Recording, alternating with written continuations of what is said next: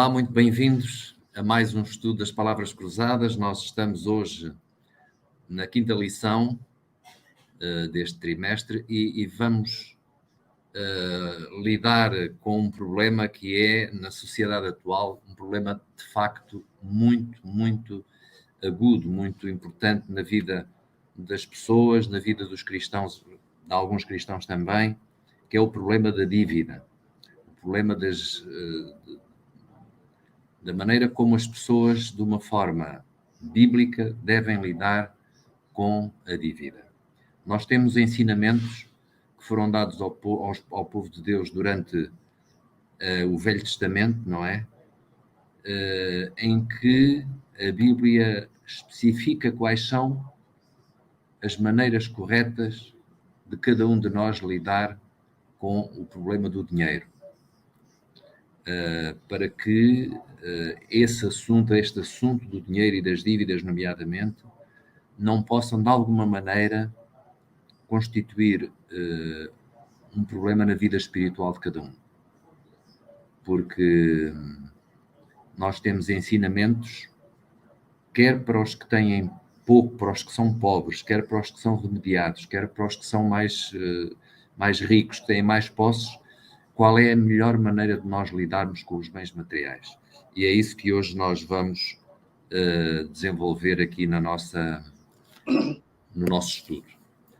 Nós vamos definir a dívida, em primeiro lugar, como um modo de nós vivermos hoje com aquilo que vamos esperar ganhar no amanhã. E isto está de tal maneira infundido, está de tal maneira no coração das pessoas, mesmo dos cristãos, que muitas vezes eles entram nas malhas das dívidas e acabam por entrar naquilo que hoje se fala muito na nossa sociedade, que é o problema da insolvência. A insolvência familiar, a insolvência pessoal ou familiar de muitos cristãos também. E por isso nós temos que tirar da Bíblia algumas lições para conseguirmos viver de uma forma equilibrada com o dinheiro que Deus nos põe à disposição. Porque nós sabemos, como diz o Provérbios, como diz o sábio Salomão, o rico domina sobre o pobre, e o que toma emprestado é servo daquele que empresta. Portanto, e o que nós vemos no mundo hoje é exatamente isso. O que nós vemos a nível pessoal e a nível das sociedades, a nível dos países, é que aqueles países ricos, os países que usam usura para com os países pobres, isto é, emprestam com juros elevados muitas vezes, para depois terem ainda mais lucros e ficarem os ricos cada vez mais ricos e os pobres cada vez mais pobres. É isso que nós vemos no nosso mundo. Exatamente, sim. Pois é, irmão Mário, uma boa introdução, mas dizer que apesar de não ser pecado, e que saúde os amigos, irmãos que nos assistem, estamos no quinto episódio, agora que começou o ano, e esse trimestre fala de servir ao mestre até que ele volte. Nós somos responsáveis por aquilo que Deus nos dá, administrarmos fielmente os seus recursos, tudo que ele nos dá, aquilo que nós somos, até que ele volte. E depois de falarmos que nós pertencemos à família de Deus, depois do pacto que ele fez conosco, e onde ele nunca falhou, depois a questão do dízimo, depois as ofertas, qual é a proporção das ofertas. Hoje, depois esses sumários todos anteriores, o autor nos propõe como é que devemos lidar com as dívidas. Eu dizia há pouco, né, o Romar fez aqui uma resenha muito boa, apesar de que a Bíblia não proíbe, não condena as pessoas, os cristãos, fazer algum empréstimo, mas não condenar de um lado, do outro lado. Faz 20 referências à dívida e todas elas negativas, ou seja, não é aconselhável. Exatamente, não é aconselhável contrair dívidas, porque elas depois se tornam como tanto uma armadilha, um ninho, onde acabamos entrando e depois, para sair, fica muito custoso, fica muito oneroso, e às vezes até não aconselha, porque muitas vezes nós entrando em dívida, e vamos já aqui detalhar um bocadinho, acabamos, às vezes, infelizmente, perdendo a fé. E é isso que Deus faz, mostra nas Escrituras, desencorajando, mesmo não sendo pecado, desencorajando, para Ele não nos perder. Ou seja, aqui até a questão não é nós perdermos Ele, nós quando entramos por essa prática, embora o mundo hoje é muito consumista, mas a tendência de esquecer a verdade é maior. Não é por acaso que o apóstolo Paulo disse em Romanos que seria bom que os cristãos a nada devessem os outros, a menos que fosse o amor. Ou seja, se nós tivéssemos que dever aos outros, que fosse o amor. Ou seja, que lutássemos para isso, para não devermos o amor, mas dever aos outros dinheiro, isso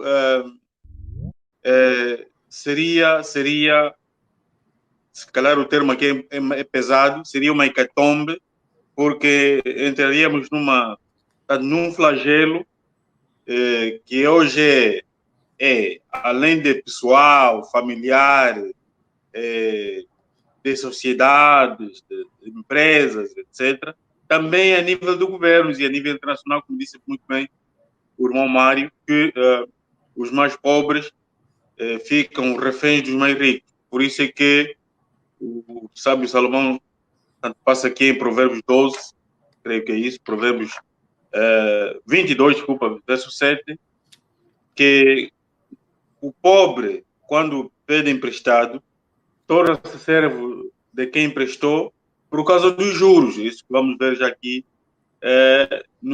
Qual é o problema da dívida? Por que a Bíblia, embora não proíba, desaconselha aos cristãos não se envolverem em dívida? Porque a dívida tem vários problemas, traz vários problemas aos devedores.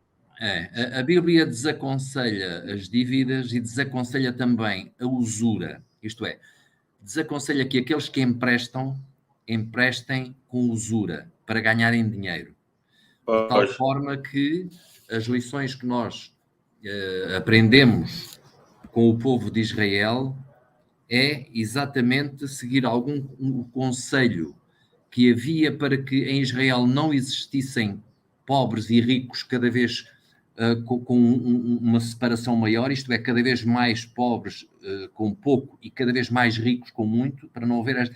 Havia realmente o problema que nós depois lemos mais à frente na lição de terça-feira, que era que ao fim de 7 anos, não é verdade?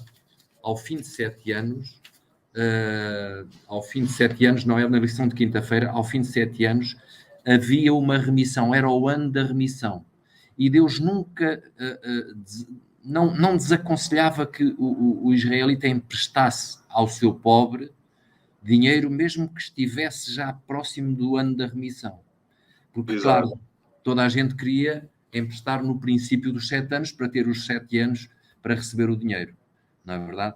Ora bem, até aí vemos como Deus é piedoso para com aqueles que, por circunstâncias várias, estão naquela situação de precisar de apoio financeiro. Problema, exatamente. Como é que hoje na nossa sociedade moderna, em que o dinheiro e o materialismo é uma filosofia de vida, como é que nós nos podemos, digamos, vacinar contra esta filosofia? Como? Não é? A maneira como as pessoas se endividam tem que ver com várias circunstâncias. E na lição do domingo nós temos aqui 3 razões, a primeira das quais é logo a ignorância. A pessoa, quando muitas vezes pede emprestado, até porque as instituições de crédito, os bancos e outras instituições que há, elas douram a pílula, quer dizer, não mostram às pessoas aquilo que é verdadeiramente a dívida. Quando a pessoa faz um empréstimo para comprar qualquer bem, às vezes até um bem supérfluo, eles não lhe dizem que no fim daquele empréstimo a pessoa muitas vezes paga o dobro ou até mais daquilo que pediu emprestado. Isso não se diz à pessoa, não é verdade? E a pessoa vai naquela ânsia de possuir o bem, vai e cai nessa armadilha. E depois começa logo a seguir a entrar noutra. E depois entra-se numa rede de tal forma complexa que muitas vezes acaba-se na insolvência, na impossibilidade de se utilizar o dinheiro, os cartões de crédito, etc., porque os bancos depois fecham-lhes todas as portas. E isso é um problema que pode ser realmente grave. Portanto, já vimos que muitas vezes é a ignorância, segundo, é a necessidade artificial de querer qualquer coisa que se calhar não lhe faz assim tanta falta e para a qual a pessoa se vai endividar, não é verdade? E a terceira razão muitas vezes não é nada disto, é apenas uma circunstância de infortúnio pessoal, de qualquer azar na vida, de doença, de desemprego, de ao pobre. Pois, exato, que a pessoa não pode controlar. E naturalmente, depois há indicações para seguir alguns conselhos piedosos para conseguirmos depois resolver o problema de uma dívida que é um peso tremendo para muitas famílias, que é um peso tremendo para muitos homens e muitas mulheres que vivem com dificuldade toda a vida, mas há conselhos que a Bíblia dá, há conselhos que o Espírito de Profecia também nos dá e que nos podem ajudar, de facto, a sair desse mar tempestuoso que é a dívida. Não é verdade? Sim, sim. Mas nessa questão também do problema da dívida, do ponto de vista bíblico, é que as pessoas, às vezes, na ânsia de se compararem com as outras, de querer ganhar um pouco mais, eu estudei com fulano, estudei com A ou B, ele já está aí, eu não posso, eu também tenho que fazer isso. Ele falou-me do mania de crédito, acho que eu vou me envolver nisso. Então, há aqui uma ganância financeira que nos leva depois para o egoísmo e, às vezes, à medida que vamos nos dando mal, estou aqui a falar da segunda razão, vamos empobrecendo, acabamos até não dizimando. E sabemos que Deus, por qualquer tostão, claro, o termo aqui é muito, muito baixo, mas por qualquer dinheiro que cair nas nossas mãos, o conselho é dizimar e ofertar.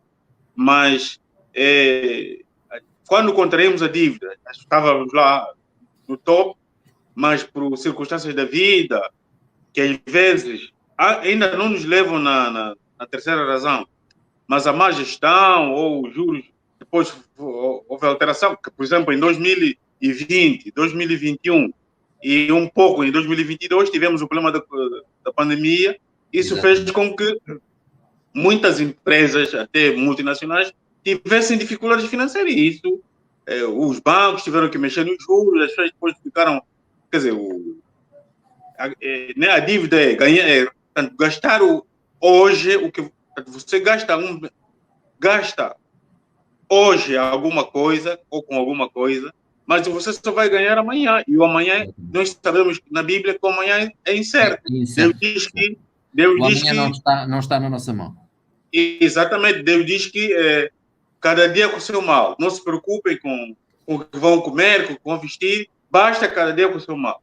Nós nos endividamos, é claro, hoje o mundo não é, como disse bem o Mário, não é igual, mas Deus já previndo isso. Tá? Salomão, quando escreveu isso, era 1000 anos antes de Cristo nascer, mas é como se tivesse escrito ontem, hoje. Estamos a viver também numa sociedade contemporânea, secularizada, pós-moderna, onde o consumismo, né, é tão alto e ficar à margem disso, às vezes não conseguimos. É uma roupa para o casamento, é pagar a faculdade adiantada, é contrair para isto ou aquilo, ou um plano de saúde. Estamos envolvidos no gastar hoje para viver, para pagar amanhã. E então é isso. Depois ficamos sem nada, não conseguimos nem ofertar, nem dizimar. E quando entramos nesse campo de nem não conseguir ofertar nem dizimar, a nossa relação com Deus fica duramente afetada e nós podemos abandonar a fé. Exatamente. Os conselhos que temos para nos libertar da dívida, o primeiro e o mais importante é colocar o reino de Deus em primeiro lugar, tentando controlar o desejo irracional por coisas materiais. Exato. Este é o conselho bíblico. não é verdade? Exatamente. Naturalmente que isso implica uma relação próxima com Deus. Pôr nas mãos de Deus, porque se nós formos fiéis no pouco que temos, no dízimo e nas ofertas, Ele diz-nos que abrirá as portas dos céus em bênçãos para nós. E nós temos essa promessa divina. Se fizermos isso, é o primeiro passo para conseguirmos pôr a nossa vida em harmonia com os seus princípios. E, naturalmente, conseguirmos debelar o problema da dívida. A Ellen White fala exatamente disto, e ela diz que nós devemos fazer uma listagem das nossas dívidas, começando pelas mais altas e indo para aquelas que são as menores. Muitas vezes, em parte dos casos, hoje em Portugal e na Europa, enfim, no mundo ocidental, a maior parte das dívidas dizem respeito à compra da casa, que é sempre um valor muito alto e prolongado no tempo. Os casais novos muitas vezes fazem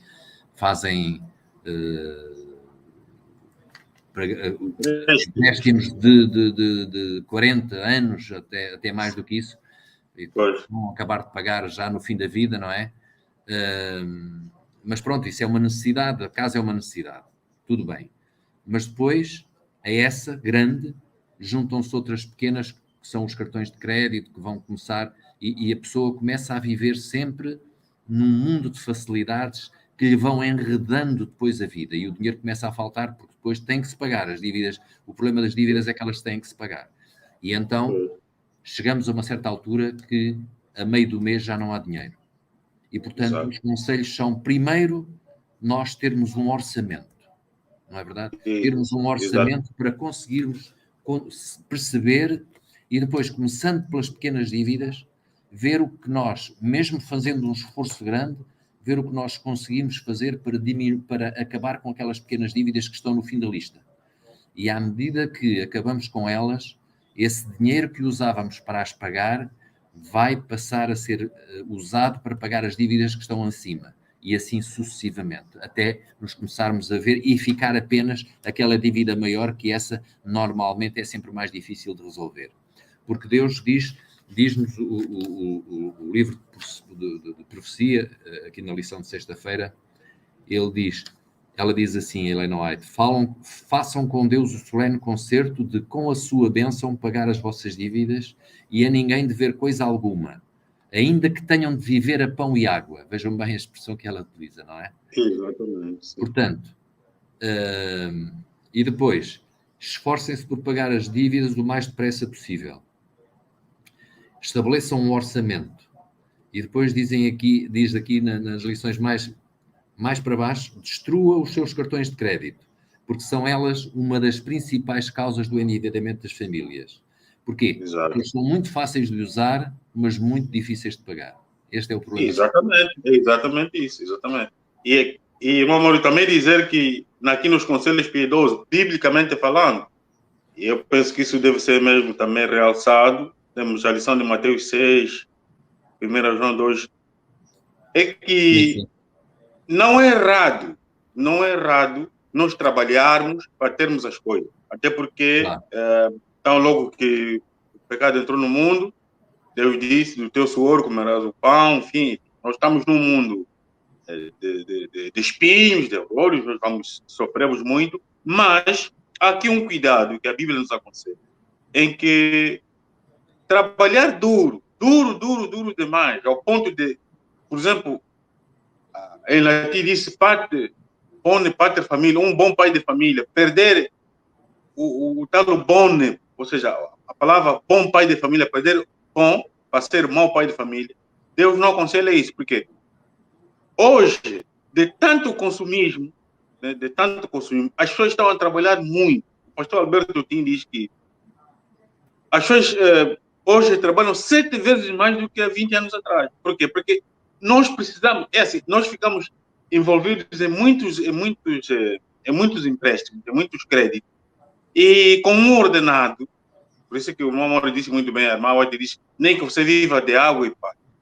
Com um ordenado, né, mínimo ou o que for, não consegues, não consegues pagar todos os, ou seja, honrar-te com todos os teus compromissos a tempo. Então, vais ter que trabalhar aqui, vais ter que fazer ali, vais ter que... E nisso, às vezes as pessoas até pensam, desejam jogar na lotaria, e um cristão é desaconselhável fazer isso. Quer dizer, então, trabalhas tanto, né, que sais tão cedo, hoje muita gente sai muito cedo, volta tão tarde, não consegue estudar a lição da escola sabatina, não, a oração é tão rápida, Senhor, nós vamos comer agora, muito obrigado, em nome de Jesus, amém. Quer dizer, ficamos com uma espiritualidade tão simples, tão leve. Tão superficial. Exatamente, tão superficial, que a nossa caminhada com Cristo não se faz sentir. Nós vamos para a igreja, né? Vamos para a igreja de manhã, e à tarde estamos completa, até mesmo já lá no culto, ou lá no templo, aquela parte da lições, não sei, nós não conseguimos emitir nenhuma opinião, não nos envolvemos com nenhum ministério, porque estamos cansados, nós não estudamos com as crianças. Nós, assim, Deus desaconselha a ganhar dinheiro nessa circunstância. Por isso é que Ele quer que nós dependamos mesmo dele. Isso, o irmão Mauro já disse, e aqui a lição da como sair das dívidas, diz isso. Portanto, temos que fazer um pacto com o Senhor para não sermos escravos do dinheiro, porque Jesus Cristo disse, e há quem diga que nos evangelhos, em cada seis versículos, 3 falam sobre o dinheiro. Nos evangelhos, Mateus, Marcos, então, é um assunto sério. Por isso é que ele disse que ninguém consegue adorar 2 deuses. Ou vai amar mais um e vai deixar o outro de lado. E aqui ele diz mesmo claramente, vocês não podem amar a Deus e a Mamon. Mamon é o Deus do dinheiro. O trabalhar duro, o abrir um empreendimento, não está errado. Ter empresas, não está errado. Mas se o foco for só isso, podemos ter muitos problemas, porque até pessoas que começaram os negócios com fundos próprios, ou mais à frente, tiveram que aderir a empréstimos, porque o mundo obriga praticamente a isso, exatamente. Exatamente, acaba sim, e depois são esses pode falar, irmão. Temos este compromisso que nos dá o apóstolo João, em 1 João 2,15, que diz que não ameis o mundo, nem o que há no mundo. Se alguém ama o mundo, o amor do Pai não está nele.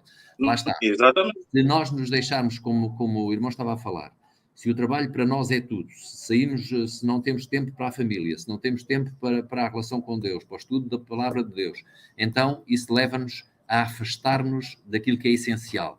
Leva-nos a afastar. E é a primeira questão sempre, a primeira premissa é a relação com Deus.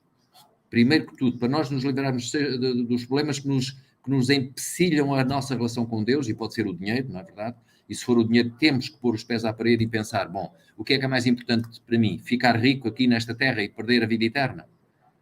Se for essa a razão, então deixemos o dinheiro, deixemos as coisas. E o facto de nós sermos fiéis no dízimo, fiéis nas ofertas, isto significa que, quer tenhamos muito, quer tenhamos pouco, a nossa responsabilidade primeira é com Deus. E depois Ele diz-nos que nos vai abençoar.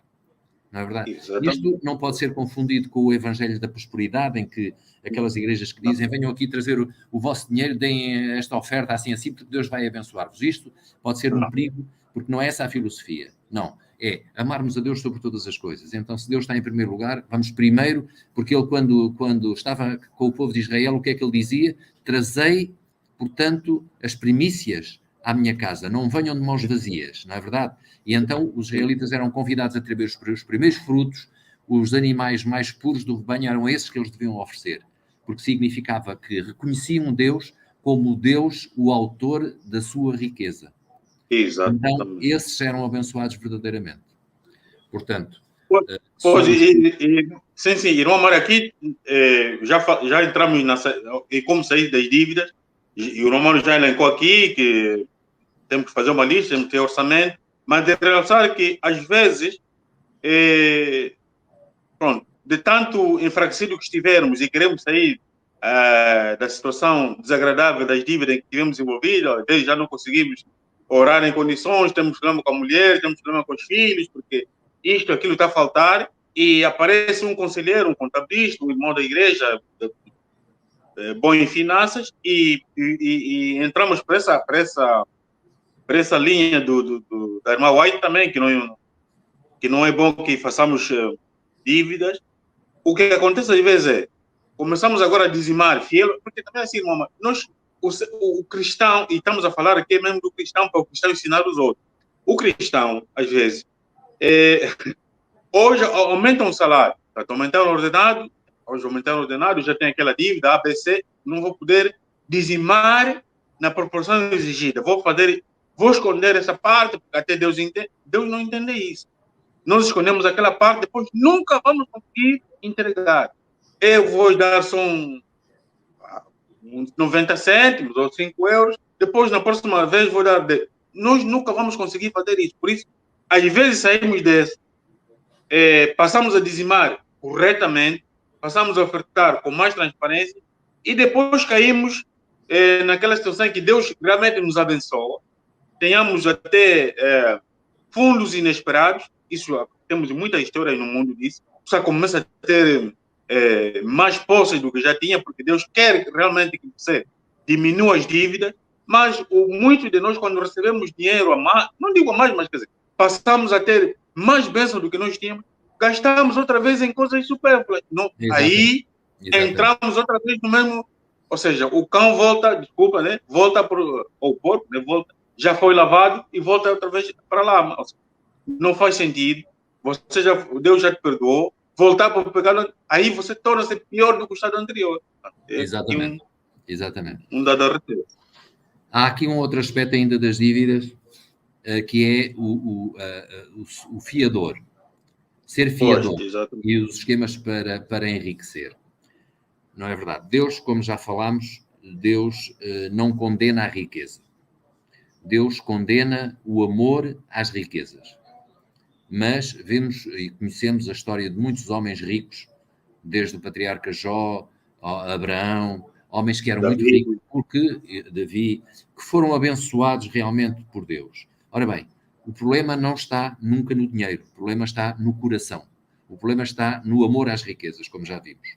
E, portanto, o que nos diz aqui é que o cristão deve evitar ser fiador, porque diz, logo o sábio Salomão dizia: filho meu, se ficaste por fiador do teu próximo, se te empenhaste por um estranho, estás enredado pelos teus lábios, estás preso pelas palavras da tua boca.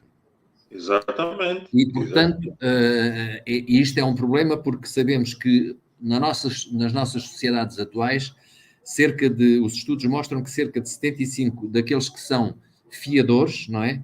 Acabam por ter que ser eles a fazer o pagamento das dívidas. Exatamente. E, portanto, nós temos também essa indicação de que devemos, ou melhor, não devemos ser fiadores das dívidas mesmo de irmãos, porque estamos, às vezes, a facilitar o problema das suas dívidas e a causar-lhes problemas com isso. Não é verdade? Isso.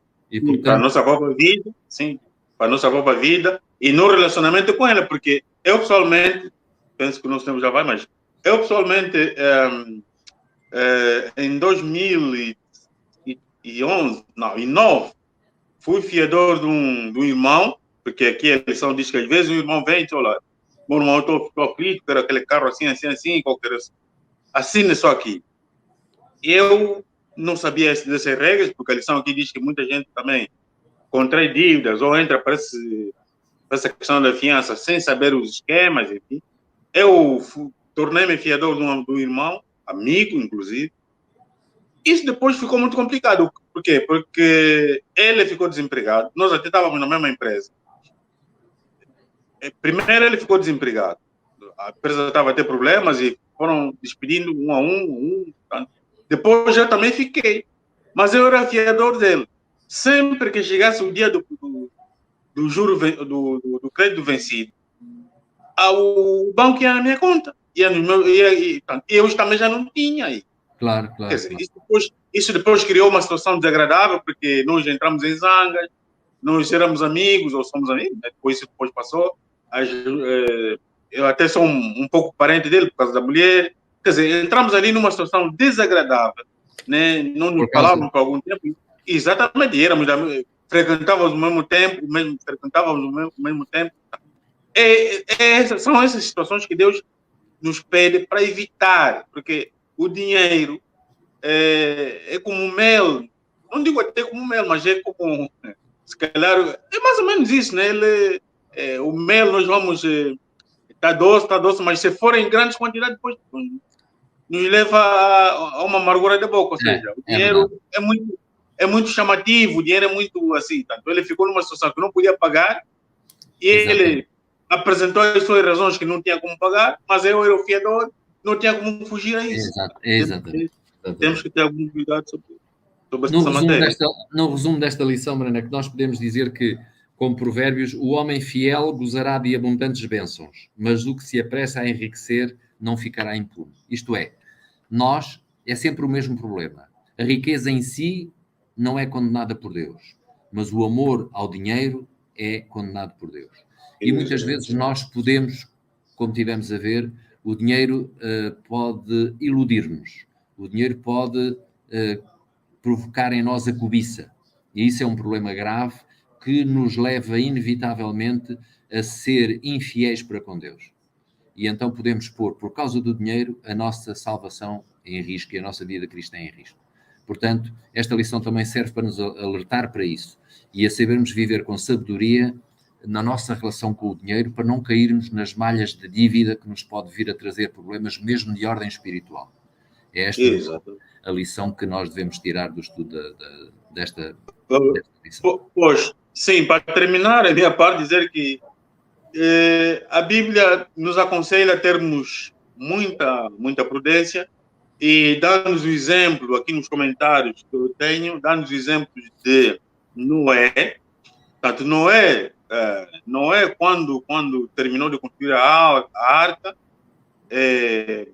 tinha os seus bens, tinha lá as suas riquezas, veio a chuva, ou veio o dilúvio, e tudo aquilo ele deixou. Portanto, a Bíblia diz que entrou ele, a sua família, mas os animais. Portanto, não diz que levou os bens, não diz isso. Ele entrou, portanto, com o mínimo que Deus orientou, que podiam lhe sustentar, ele e os animais, por 40 dias. Né?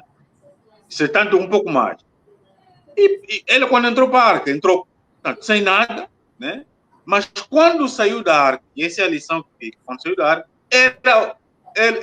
as 8 pessoas eram os únicos donos do mundo, podemos assim dizer. Exatamente. Entrou sem nada, mas quando saiu da arca tinha tudo. Era muito rico. Exatamente, por isso, nós vamos, é melhor viver né, com as cautelas financeiras que Deus nos dá, porque entraremos para o reino dos céus sem levar as casas, sem levar os carros, os cartões de crédito, enfim, isso tudo vai ficar, até porque o mundo vai ser recriado. Vamos entrar com o nosso caráter transformado, porque quando estivermos no céu, a riqueza estará à nossa mercê para toda a eternidade, e quando a Nova Jerusalém descer, tudo isso né, será nosso. Portanto, exatamente. Temos que ter algum cuidado. É essa a visão espiritual que devemos ter em relação às riquezas e ao problema da dívida. Pois bem, chegámos ao fim e penso que, enfim, este debate é um debate muito material, mas é importante porque nós vivemos num mundo onde o material faz parte do dia a dia, através da publicidade, nós somos encorajados a comprar isto, e a maior parte das vezes não precisamos dessas coisas e acabamos por nos endividar muitas vezes com elas. E essa é uma chamada de atenção. Realçar que a premissa mais importante é manter a fidelidade para com Deus, o compromisso que temos para com Ele e não, por causa de dificuldades, não vamos pôr ou deixar de dar o dízimo e as ofertas, porque isso é o que Deus nos pede. E, portanto, quer no pouco, quer no muito, sejamos sempre fiéis. Amém. Possa ser essa a nossa experiência, é a minha oração para nós e também para os nossos ouvintes. Amém, amém, amém.